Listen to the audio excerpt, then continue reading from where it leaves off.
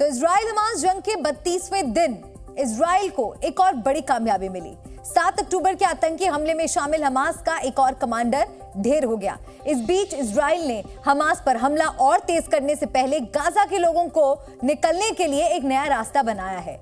Israel के प्रधानमंत्री Benjamin Netanyahu ने गाजा के लिए एक नया प्लान बनाया है। यही प्लान गाजा के भविष्य को निर्धारित करेगा और युद्ध के खात्मे की तारीख तय करेगा।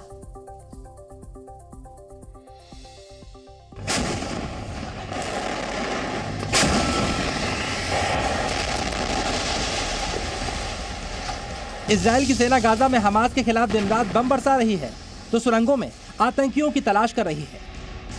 इजरायली डिफेंस फोर्सेज गाजा में मौजूद हमास की सुरंगों को उसके कमांडरों की कब्रगाह बना रही हैं। इजरायली सेना ने हमास के एक और कमांडर को उसके गुनाहों की सजा दे दी है और उसे मार गिराया है। कमांडर का नाम वेल अस्फा था। वो हमास की दीर अल बलाह बटालियन का कमांडर था और 7 अक्टूबर को इजराइल में हुए आतंकी हमले में शामिल था। इजराइल की सेना गाजा शहर में घूम घूम कर जमीनी युद्ध लड़ रही है और घर घर जाकर हमास आतंकियों की तलाश कर रही है। इजरायली सेना के आने के बाद अब हमास आतंकी शहर छोड़कर या तो भाग गए हैं या फिर युद्ध में मारे गए हैं। गाजा शहर के बीचों बीच हमास की एक सैन्य पोस्ट को इजराइल की सेना ने अपने कब्जे में ले लिया है। गाजा में हमास जिन ठिकानों से रॉकेट और मोर्टार दाग रहा था, अब उन ठिकानों को तलाश करके इजरायली सेना उन्हें तबाह कर रही है। हमास के एक रॉकेट लॉन्चिंग साइट को देखकर इजराइल की सेना हैरत में पड़ गई। दरअसल हमास के आतंकियों ने बच्चों के स्कूल को रॉकेट लॉन्च साइट बना रखा था। इसकी दीवार पर बच्चों की पेंटिंग बनी हुई है जैसी किसी स्कूल में बनी होती है। צפון הרצועה, אפשר לראות פה את השמות, אפשר לראות פה את כל התמונות, סדר של הצופים הנחמדים, ובתוך השבט עצמו אפשר לראות פה. गाजा में ग्राउंड ऑपरेशन के दौरान इजरायली सेना ने एक रिहायशी इलाके में भी रॉकेट लॉन्चर लगा रखा था। ये रॉकेट लॉन्चर एक मस्जिद में लगाया गया था जिसका वीडियो इजरायली डिफेंस फोर्सेज ने जारी किया है। מצאנו פה עמדה של שיגור של רקטות, כנראה מחולק לשתיים של 5 ו5. אפשר לראות כאן כל הרקטות כבר נורו, מכוונים לכיוון צפון, בתוך שטח הארץ. זה החשמל, והחשמל הזה נכנס עד לתוך המבנה הזה. हमास ने स्कूलों, अस्पतालों और मस्जिदों में हथियार और रॉकेट लॉन्चिंग साइट बना रखे थे जिसे अब आईडीएफ तलाश करके तबाह कर रही है। गाजा का भविष्य क्या होगा, इसकी तैयारी भी इजरायली पीएम बेंजामिन नेतन्याहू ने कर ली है, जिसके बारे में उन्होंने पूरी दुनिया को बताया। I think Israel will, for an indefinite period, will have the overall security responsibility because we've seen what happens when we don't have it. When we don't have that security responsibility, what we have is the eruption of Hamas terror on a scale that we couldn't imagine.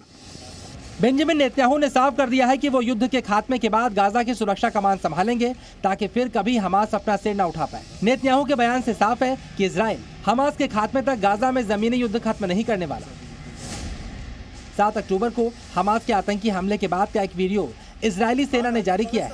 इस video में एक Israeli police force का जवान नोवा musical festival वाली जगह पर लोगों को तलाश करता है, लेकिन मौत के तांडव के बाद आई शांति में उसे किसी की आवाज सुनाई नहीं देती। משטרה, צה"ל! יש פצועים? מישהו? משטרה, צה"ל! משטרה, צה"ל! פצועים! ये वीडियो आगे धुंधला हो जाता है क्योंकि इजरायली पुलिस के अधिकारी को सिर्फ शव ही शव दिखते हैं जिनकी हत्या हमास के आतंकियों ने की थी।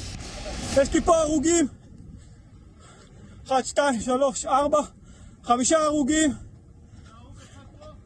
יש פה מישהו. करीब 2 मिनट के वीडियो में अधिकारियों को नोवा म्यूजिकल फेस्टिवल वाली जगह पर किसी भी शख्स की आवाज नहीं सुनाई पड़ती क्योंकि वहां पर सभी लोग मारे गए थे। किबुत्ज बेरी में नोवा म्यूजिकल फेस्टिवल में हमास आतंकियों ने कैसी बर्बरता मचाई थी उसकी तस्वीरें ड्रोन वीडियो में भी सामने आई हैं। 7 अक्टूबर को हुए आतंकी हमले के बाद ही गाजा में लड़ाई छिड़ी है। इजराइल की ओर से लगातार सैन्य कार्रवाई हो रही है जिसमें गाजा में अब तक 10,000 लोग मारे जा चुके हैं।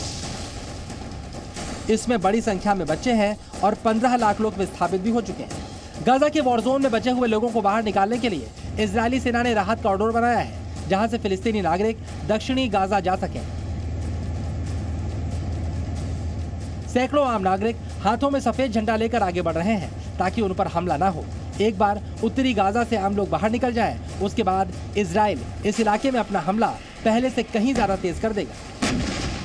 ब्यूरो रिपोर्ट, जी मीडिया। जी न्यूज़।